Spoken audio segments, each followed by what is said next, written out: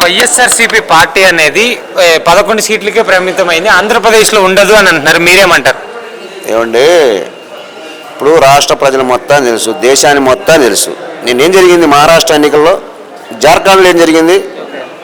BJP ఒక అదాన్ని తీసుకొచ్చి ఒక వీవీప్యాట్లో వాళ్ళకి రాష్ట్రం అనుకూలమైన చిన్న రాష్ట్రంలోనేమో ఆ పార్టీకే మ్యానిపులేట్ చేస్తారు, పెద్ద రాష్ట్రాలు ఉంటేనేమో వాళ్ళకే చేసుకుంటారు.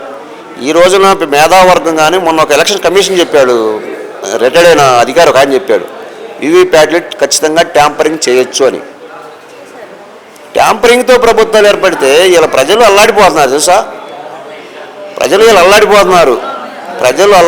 ఎందుకంటే ఈ ప్రభుత్వం మనం ఎన్నుకోనటువంటి ప్రభుత్వం ఈరోజు గద్దెనెక్కిందని ప్రజలు బాధపడుతున్నారు. ఈ రోజున ఈ ఆంధ్ర రాష్ట్రంలో 3,50,00,000 మంది ప్రజలు గగ్గోలు పెడుతున్నారు. ఈరోజు పిల్లలకు ఫీజులు కట్టలేక, నిత్యావసర వస్తువులు కొనలేక, ఆర్టీసీ బస్సు ఫ్రీ అన్నాడు, మహిళమ్మలు అసలు ఎక్కడానికి కూడా సాహసం చేయట్లా, బస్సు ఎక్కిన తర్వాత స్టీరింగ్ ఊడిపోద్దాం బాబు అని అంత భయభ్రాంతులు ఉన్నారు తెలుసా ప్రజలు ఈ ప్రభుత్వం మీద.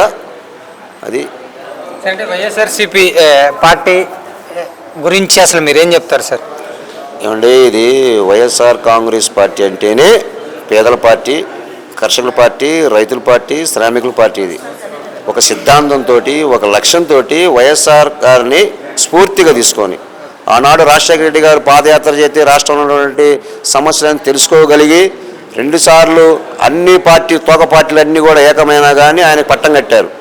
అలాంటి మహనీయుడు కడుపును పుట్టినటువంటి జగన్మోహన్ రెడ్డి గారు పెట్టినటువంటి ఈ పార్టీ చాలా స్ట్రాంగ్గా ఉంటుంది రాష్ట్రంలో. ఇప్పటికి కూడా 42% ఓట్ బ్యాంక్ ఉంది, ఓట్ షేర్ ఉంది దీనికి, ఈ పార్టీకి.